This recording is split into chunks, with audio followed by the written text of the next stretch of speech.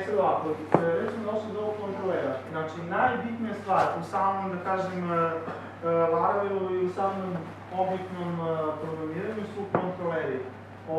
Tu, za početak imamo opet, znači, vraćamo se na konstruktor, gde imamo, konkretno ovaj konstruktor koji se tiče Laravela, znači, gde i pored one rute možemo da stavimo, recimo, ako hoćemo da je neki kontroler vodi računa o pristupu samom, da kažem, te cele klase, mi možemo i ovde pozovemo isto ovaj middleware. I out znači da su registrovani, logovani korisnici. Ovde što je RESTful controller, to su mi znači posebno objasnili, to je jedna cijela velika priča i ono što treba da znate, to su ovi implicitni kontroleri. Šta to znači? Znači, kada kažete ovako, route controller, user controller. Znači, mi šaljemo sve što ima prefiks users, šaljemo na user controller. Ovdje ste vidite da mi nemamo metod. Znači, mi jednostavno nismo definisali koji metod.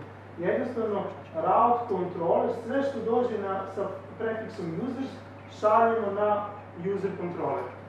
A u samom kontroleru ovdje imamo, na primjer, get admin profile, i što znači da ruta će biti, ovo se sakrije kao get, i onda je ovdje admin profile, to što A i P je veliko, znači ruta od toga je admin profile.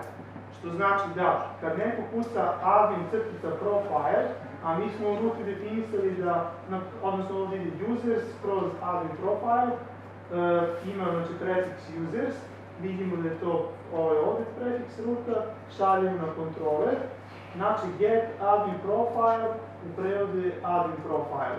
Znači ovo get se sklanja i pravi se, da kažem, kao slab ili kako reći, URL i admin, znači ova metoda u stvari postoje ova ruta. To je jako, jako bitno. Zato što vi možete staviti iznad rutu, na primjer, admin profile i da gađate user controllers kroz metod admin profile, ali nema get admin profile, ali ovo je jednostavnije zato što kontroler znači direktno prepoznaje da je to ova metoda, get admin profile. Eto, to je, kažem, ono što se tiče toga. Sad